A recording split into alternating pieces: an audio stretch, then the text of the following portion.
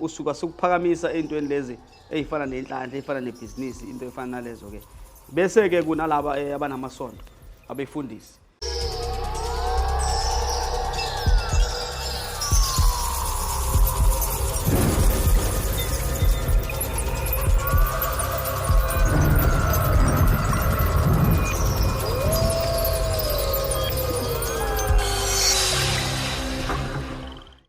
Sibingelele siswami, sibingelele kuyo yonke indawo la kufinyelela khona ke umsakazo omkhulu ke ome phambi kwenu ke uyena Mashele inyanga yophondo. Okay. Siyathokoza. Before ke singene nje ngifuna sikhulume kabanzi. Bengifuna ukubuza imibuzo ethile kodwa manje sengibona le ndoda le ohamba nayo. Ngithi ake ngibuze kwenzakalani la mkhulu. Ubani lo hamba naye la? Lo ngihamba naye siswami ke njengombone emuhle kanje naye egcokile njengoba nathi sigcokile ke uchaza khona ke ukuthi ke umagwaza lona ke undaba zingapheli ziyakuphela kwaZulu. Hawu. Isibongo somuntu nje umagwaza. Hey, ujule kakhulu. Umagwaza lo ndaba zingapheli ziyophela kwaZulu. Mhlawumbe umuntu uyazibuza ukuthi yindaba kuthiwa le ndaba azipheli ziyakuphela kwaZulu. Kusho ukuthi ke le ndoda le mangunikeze iyona noma mangukhandele isigubhu sakho ngayo noma ngukhandele into yokuphakamisa noma into yenhlanhla ngayo. Into zakho masithi ziyawuphela kwaZulu. Ziyawuphela mhlazana nawe ke uhamba ezweni lasemhlabeni ke uya kuyisomkhulu ke asisho ukuthi ziyaphela but sengisho ukuthi ukubusa kwakho noma ke ukutamasa kwakho ezweni uyotamasa kuze kufike usuku lakho lokubizwa uNkulunkulu noma amadlozi kona lo sibezayo. Senzani ke ngomagwaza umagwaza undaba zingapheli ziyakuphela kwaZulu. Angithi uyabona umagwaza phela masufikile ukuthi ke umZulu umXhosa ke umTsonga umTswana umSuthu sifike simkhulumise simphahlele sithenga iwayini iwayini elibovu ke bese ke siyakubika siyasho ukuthi ke mkhuluma gwaza usefikile ke nangu la uMaMbhengu ke ucela ke izinto zenhlanhla ucela into zokuphakama zebusiness sicela umphakamisi bese ke siyazi ukuthi sisondeze imithi ethile ke bese siyathaka mhlawumbe uyabona ukuphuma amafutha yabo bese siqonisela lapha kulamafutha kulomuthi esosuka sikucaba ngawo ke kodwa sesikutshelile ukuthi ke njengoba sokucaba ngalona ke undaba zingapheli ziyakuphela kwaZulu kusho ukuthi lento uzophila nayo ke impilo yakho yonke ke ngizokwazi ukuyifaka kuwena ukuthi ikunikeze imali ikunikeze inhlanhla ikuvikele into zakho zihambe kahle ibusiness lakho liphakame uma usuthi wena kusasa hayi uMashele angisayidingi lento ngicela ususe lezi inhlanga mhlawumbe usiyohamba ufune enye inyama ngoba mina ke ngizokwazi ukuyifaka kuphela le kamagwaza. Awukhiphi? No, ngeke ngikwazi ukuyikhipha le kamagwaza. Nginesizathu. Angithi le khali siyenza ke sithatha izifungo uthi wena baMashele ngilambile ngiyacela Nkosi yami ibusiness lami liyawa ngiyababona bayaphakama abantu left right center ngicela ungiphakamise bese ngiyabuza ukuthi ke lento ufuna ngokunike yona life noma ke uyidinga for 6 months noma 5 years sa contract uyabona leyo nto bese uyachaza ukuthi no mkhulu mina ngiyayidinga impilo yami yonke bese ngiyamtshela ukuthi ke uthi lo muntu uyakudinga impilo yakhe yonke hamba naye ke indaba zingapheli ziyakuphela kwaZulu manje ke akusimo ozoyenza lo msebenzi kusuke kuyena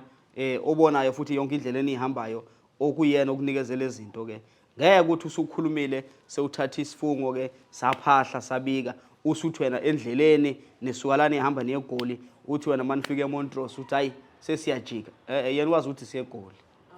Yes, so kusho ukuthi ke naye uyohleze nawe ke ngisho ngathi uyenzana uhamba uyogeza uthini but into eright kakhulu ngayo ukuthi ke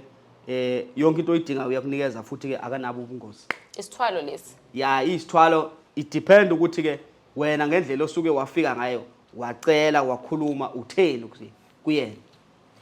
ithini imbandela yamagwaza ake singiyamthatha ke ngifuna ukuhamba naye kambe uthe angumthathe ekanje no amthathe kanje ngingakukhandela wakho ke bese ngiyakuthakela ngomagwaza noma ke ngikukhandela umuthi bese ngiyakucaba ngomagwaza senza usiko lakhona kuyadepend ukuthi ufuna kanjani ufuna ukuhamba naye kanjani uyabona yeah mhlawumbe umfuna for certain period noma umfuna ulife. Ithini imbandela yakhe yini no imbandela kamagwaza ukuthi one mawumuntu wesilisa noma esifazane mawuke wadibana nomuntu wesifazane kufuna ugeze ekseni before uzomthinta mangabe ngukhandelo wakho. Number 2 mawubuye emgcwabeni into enjalo ke noma makushoniwe awukwazi ukungena emgodini noma ukwazi ukuthela inhlabathi ke ngoba mawenza lokho into zakho amandla azokwehla ke enye into ke awukwazi awungeni mase ngakusebenza ngaye ngeke ukwazi ukuphinde ungene olwandle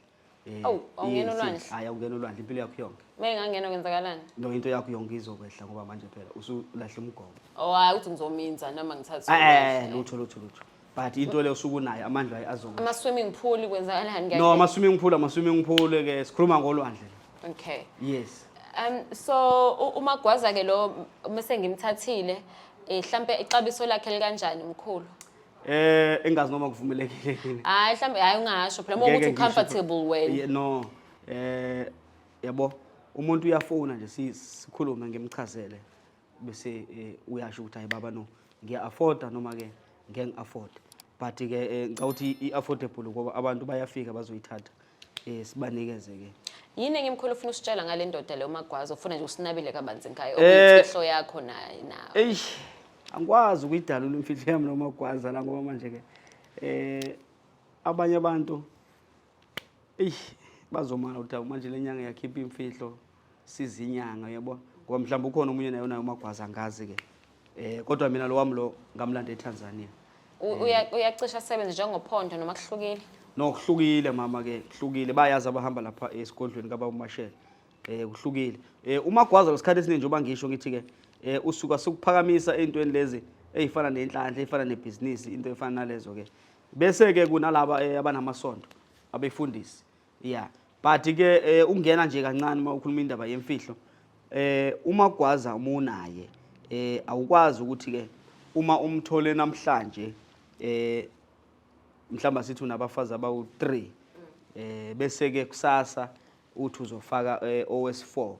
ngeke kwazi lokho ukuthi ukwenze kuMagwaza ngoba manje uMagwaza ufika abheke yonke into ekhona egcekeni abone ukuthi okay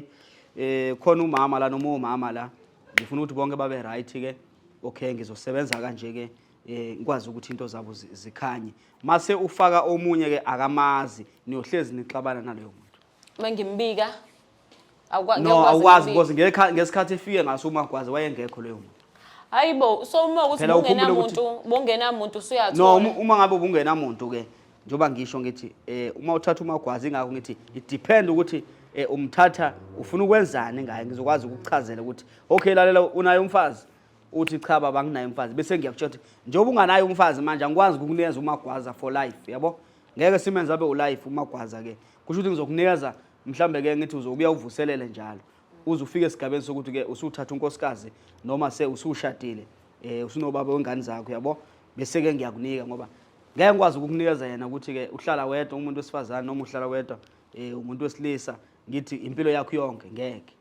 so mase musengimthathile ke ngingakashadi no usebenza kanje ngizokubuza mina ukuthi unomfazi cha anginamfazi sisuna indoda no anginayo ngiyayijolela yabo ngithi kulungile lalela ke wena nje ubuyijolela ke uMagwaza ngeke ngikwazi ukukunika yena ukuthi ke hamba uyosebenza uMagwaza impilo yakho yonke ngoba uMagwaza ufuna umuntu onomfazi umuzomthatha for life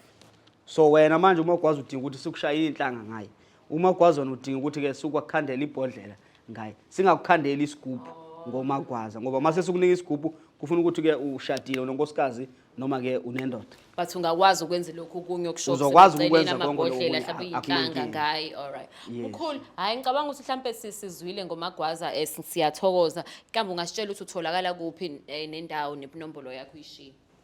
uma ufuna ukufika uzosetshenzwa ngoMagwaza ke noma ufuna ukubona yena uDr Mashele inyanga yophondo uzosithola lapha